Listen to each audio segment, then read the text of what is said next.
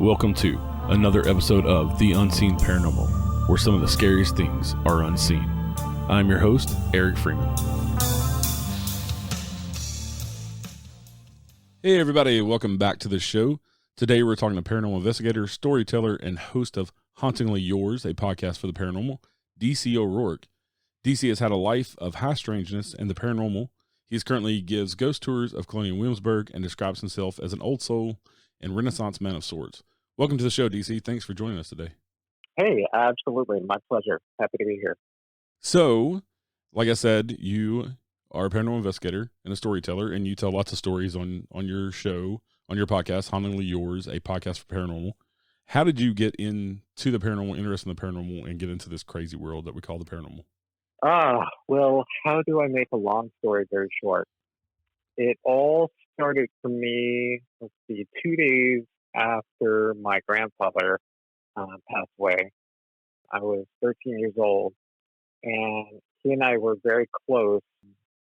He was almost like a parent to me, and I took his death very hard. And I remember we buried him. I attended the funeral and everything, and then I ended up having this dream where I woke up in this white room with bright light, and the room seemed to be endless, and I could sense that it was more than just a dream. But I started investigating, looking all around, and then I heard my grandfather calling out to me all the way at the other end. I walk over to him, and he's sitting on this white throne dressed in a white suit, and he looks great. And I go over to him and I say, "Hey, what's going on? Why are we here?" He says, "Forget all that. I just wanted to tell you I love you and I hope you have a good life. I didn't get a chance to tell you goodbye. Take care of yourself." Wow. And all of a sudden, I just woke up and, looking all around like, wait, what, and I was like, wait, I'm back in my room. I started crying my eyes out. I told my mom, the local reverend at my church. I mean, I told anybody willing to listen, and they all just wrote me off as, a 13-year-old kid who missed his granddad.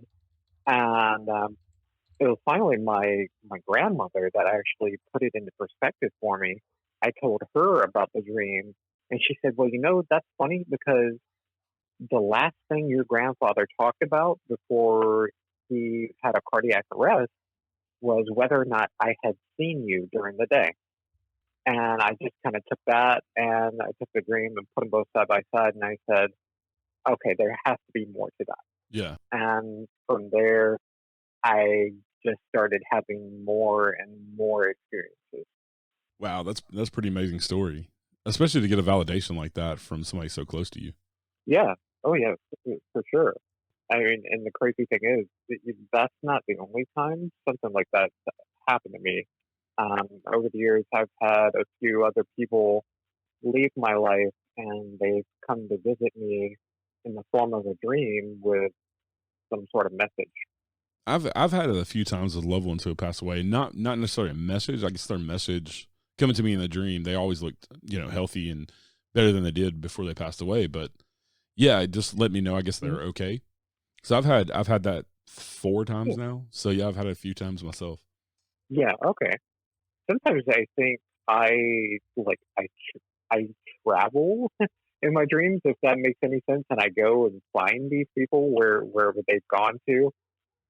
Because I like, for example, I remember the last one I had, a friend of mine passed away. He was only 32 at the time, and they suspected might have been a suicide.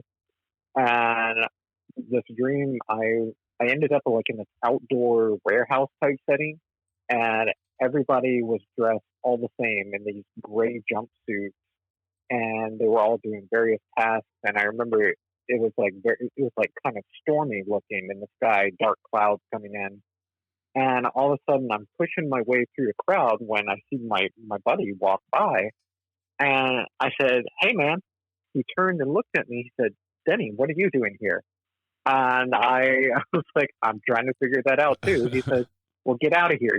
You don't belong here." Wow. And he went over to a table and sat down and with a bunch of other people. And I just looked all around like, okay. And then I woke up. Yeah. So maybe having So, some astral projection. yeah, I think it's a definite possibility. I've had some people tell me that I might be a sleeping clairvoyant, or a dream walker. I mean, I've had a number of different people try to put a label on it, but I I think I'm just that in tune to the universe. Yeah, that's pretty incredible to have those experiences, especially, so many people would give a lot just to see a loved one after they passed and have that type of experience is pretty incredible. Most definitely. So on your show, you tell lots of stories, some of your own. You've had some other amazing things happen to you in the around the paranormal, especially pertaining. I've heard you tell some stories about being a ghost guide at the Colonial Williamsburg. What's some of the crazy stuff that you had happen there? Um, well, I originally started doing ghost tours in Colonial Williamsburg back in 2015, and I did that for about 4.5 years with them. And they decided to take my program and merge it with another program, create something else. And I said, not my cup of tea. I was actually given a ghost storytelling gig at a Marriott resort. Did that for almost 7, 8 months, and then found myself coming back to Colonial Williamsburg working for another company. And I guess in the past year that I've been working with them, I've had a load of experiences. I mean, like one of the most profound ones that I can think of. 2 days before Christmas, I finished the tour up in the front of the what's called the Bruton Parish Church, which is a 17th century church. And I'm standing here with my group, and part of the tour I do, we have different pieces of paranormal investigation equipment, dowsing rods, spirit box, things of that nature. And I'm running the spirit box, trying to show my group how it works and everything. And we get, some spirit chatter coming through, and I start talking to the spirits about Christmas. And before I know it, we've got what sounds like possibly a few children lingering around, and they're telling us that they're excited for Christmas. And I jokingly said, "Well, how about we sing you a Christmas carol? Would you like that?" And they all started saying, "Yes, yes." The kids, the men and women that were there, and everybody looked at me like, "Are you going to make us sing to ghosts?" And I said, "Why not?" I could see the looks on their faces. And I said, "They want us to sing. Why not?" And there was a little boy at the front of the group. He says, "Can we sing them 'We Wish You a Merry Christmas'?" And I said, "Yeah, let's go for it." And I asked everybody else. They said, "Okay." And we sat there and sang 2 rounds of "We Wish You a Merry Christmas." And we asked the spirits at the end if they liked it, and they said yes, very much. And we even got a thank you. Wow. And it was single-handedly like one of the most amazing experiences with paranormal I've ever had. It made me feel good. Yeah, yeah. It's probably not something that the spirits have experienced either with different people coming in. Usually it's like, can you turn this flashlight on, or can you say something into this red light, or, something that along that lines. But yeah, Exactly. yeah, doing something a little different to get a different response. It's pretty awesome. Yeah, yeah, oh yeah, absolutely. And I actually like some locations that I go. When I go there, they act. They know my name when I go, and so, a few of them even call me friend. Which, I mean, as far as I'm concerned, I'm very humbled to accept that term of endearment. I mean, it's a great thing in my book. Yeah, and I think as an investigator, you have to think outside the box as well sometimes, because some of these locations, they get investigator after investigator, and it's kind of, a lot of them are the same shtick. And so I imagine, just like we get bored here in life, we could get bored in the afterlife. Yeah, and that makes perfect sense because I've had some conversations with spirits, and they're like, "We've done this before. We've done this before." I mean, they'll straight up tell you, "Hey, look, I'm tired of this. Well, talk to me or do something else." You know, you got to definitely be creative and think outside the box.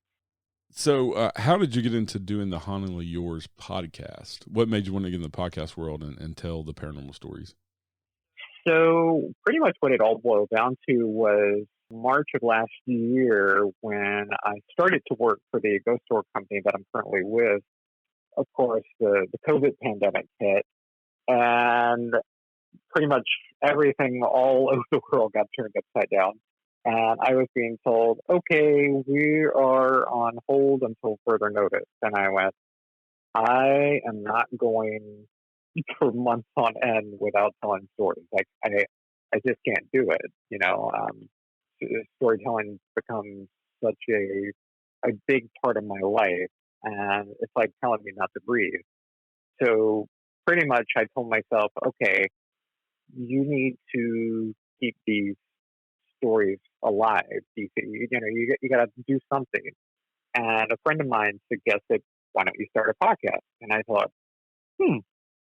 So I did my homework, and before I know it, I was researching my first location, which was Old House Woods, which is located in my hometown, and which is a 60-acre patch of haunted woods.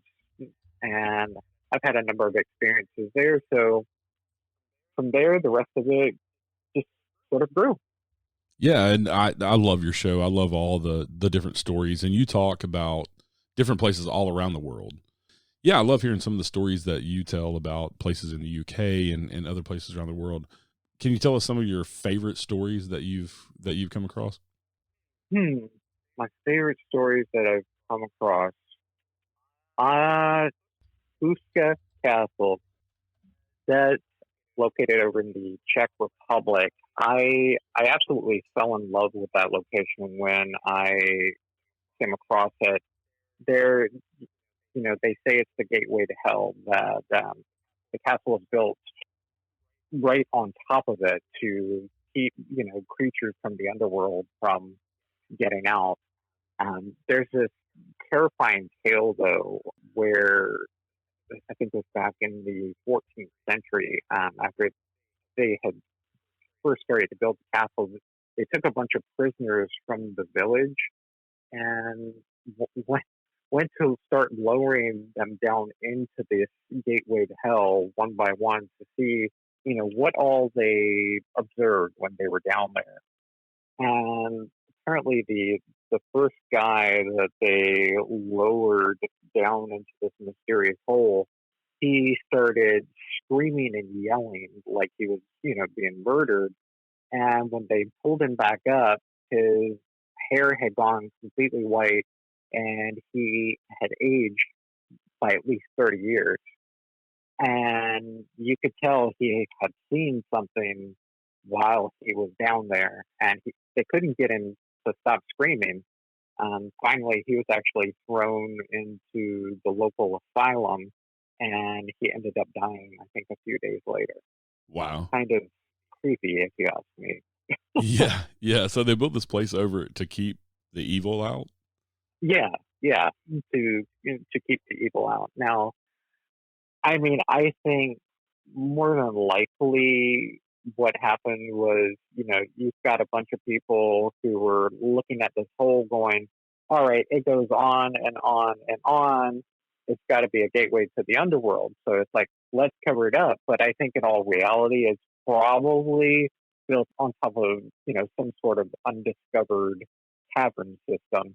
But unfortunately, the owners of the property have no interest in looking for answers. Yeah, and places here in the United States, we think 200-year-old houses, old in history, and there are other places in the world like that that have 1,000 years or more of history. So just to think what happened on that ground, to even whether the story's true or not, but to even get the folklore behind it, how many times has that story been handed down about the place and about it covering up evil and that type stuff, and how many people know about it that live in that area? Hmm. Yeah, and you hear, and it's not just this tale in particular. I mean, it's tales all over the world. It gets told time after time after time again. And I find in some instances the the tale changes, just a little bit, but the overall structure usually remains the same. Yeah, I love the word of mouth stories, and I love podcasts like yours because it's keeping that art alive of storytelling and folklore that is integral to our history, and these stories will be around long after we're gone, and maybe we'll, if we're lucky, we'll be somewhat a part of them.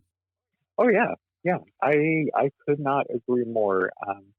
It's it's very important to keep these stories alive, and that's my whole mission with my podcast, to take these stories and put them out there in the open, so other people can hear them, and hopefully a few of them stick out in their minds and they go tell their friends, their family, their loved ones, and just keep the overall process, the art, if you will, going. And slowly but surely, others will take up the mantle.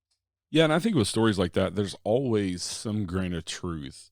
Like you hear all these, like in the United States, you hear all these Native American legends and stuff, especially in the paranormal circles. And over in the UK and Europe, you hear all these stories about how these castles and stuff been haunted for 1,000 years, and these stories go back that far. Even people living back then would see ghosts and stuff. And I just think it's amazing how it started out with some sort of truth, and the way that the stories Mhm. evolve and people add to them, and yeah, it's just incredible. Yeah, yeah, I know what you mean. I ran across a story not too long ago. Called, it's actually more of an urban legend from Pennsylvania, called Charlie No Face, or the Green Man, who's supposed to be this spooky looking specter that walks the highways in this small town in Pennsylvania, and people, try to avoid seeing him because he might end up in the car and cause them to wreck off the side of the road or something horrible. But in reality, the whole story, the legend starts with one ordinary guy who was disfigured from childhood because he climbed a electrical pole, and little did he know the wires were live, and it royally messed him up for life. And he used to wander the highways at night because he couldn't stand to go out during the day and have people make fun of him. Wow. So what I know you probably, you pick and choose what stories that you want to do for your show and the best ones. What's one of the weirdest things you've ever come across as far as a legend or a ghost story, or just the odd? I always like to hear the really weird stuff because there's some weird stuff in the paranormal world for sure. So I don't know if I would call it weird. I mean, it's weird to me, but I'll let you be the judge. So back in the 1970s, there were actually these two magicians in London, England, who actually developed this long-standing feud.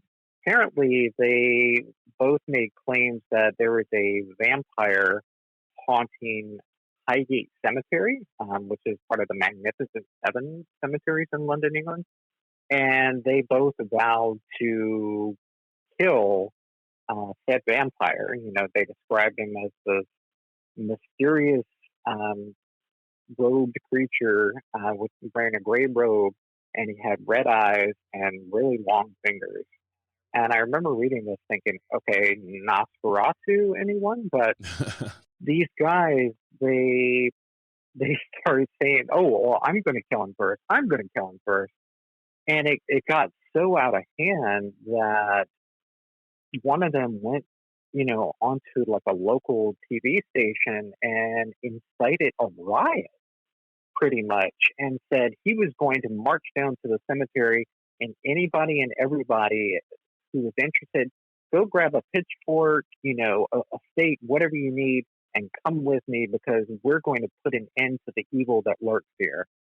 And he didn't even show up. The mob of people he convinced, they showed up. They went in and started exhuming bodies and decapitating remains. And one poor woman's remains were actually set on fire, and they defaced, headstones. I mean, it was absolutely chaotic. And by the time the police showed up, they were all gone, but there was this cemetery full of scattered remains and body parts to deal with. Wow. And this feud lasted till about 2011 when one of them passed away. And then the remaining guy was like, oh yeah, by the way, I tracked that vampire down all those years ago, and I killed him and I burned his body. So I'm the winner. Wow. That's a crazy competition. I mean, yeah, it's like so weird and out there, but I find the story so intriguing, because it's just like something you would see in a Harry Potter book or something, two magicians like challenging each other to, oh, I can kill this creature first, or I can kill this creature first. I mean, wow. Yeah, and the fact that they inspired people enough to go out and dig up bodies. Yeah. Yeah, right. I mean, full on convincing people that there was at least a vampire in the cemetery. You have to love the power of persuasion. That's all I can say. It just fascinates me, the storytelling aspect. Yeah. Oh yeah. It's same here. 100%.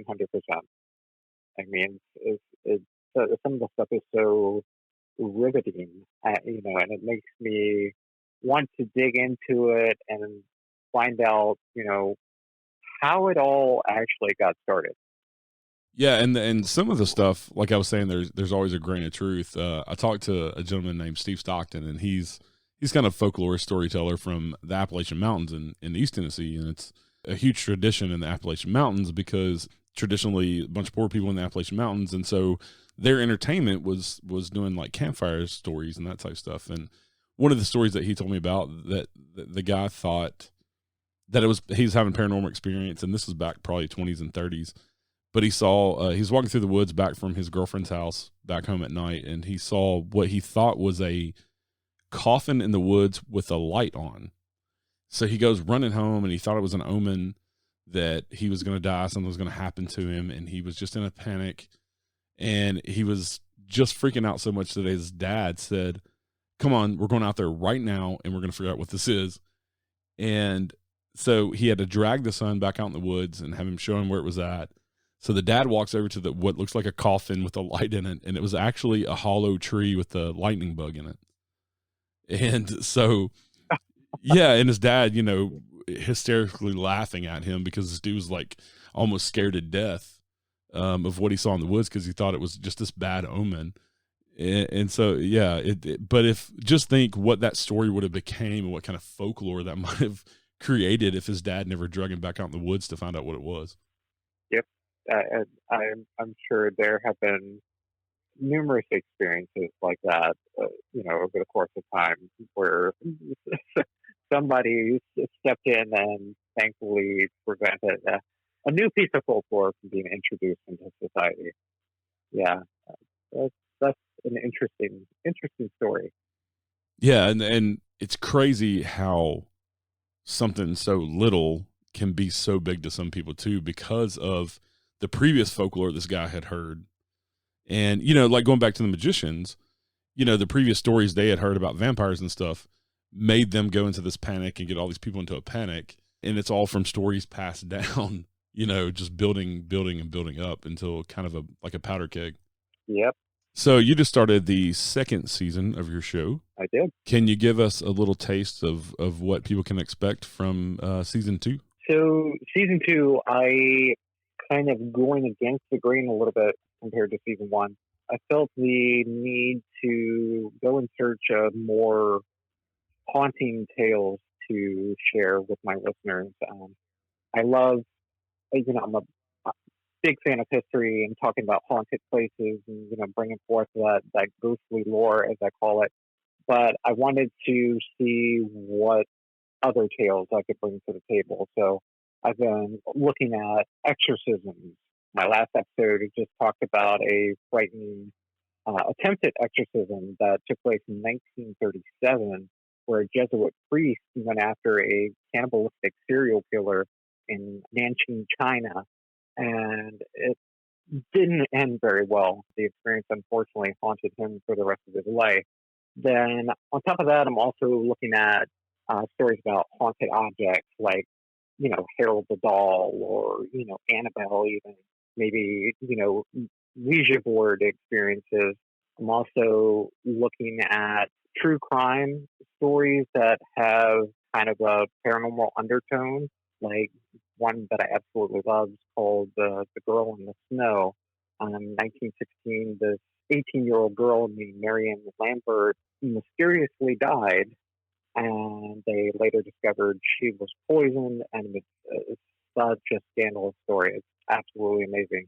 But they believe that her spirit is restless and she haunts this particular spot where she died. But those are the kinds of things that you can expect in season 2. I'm actually going to do an episode on the Highgate Cemetery, talking more in depth about the strange feud between those two magicians, because it's such a good story.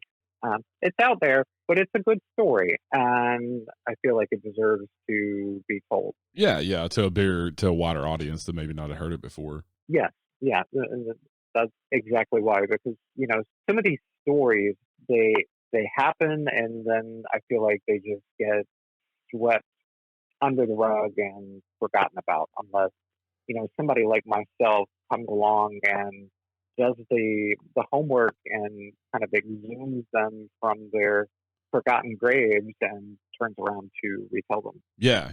I think you should keep doing what you're doing. I'm definitely a fan. I listen to your show whenever I have time, and I definitely enjoy it. And I'm looking forward to the rest of season 2. I listened to the Exorcist episode that you just put out, and I really enjoyed that. Tell everybody where they can find you and find your show. Sure.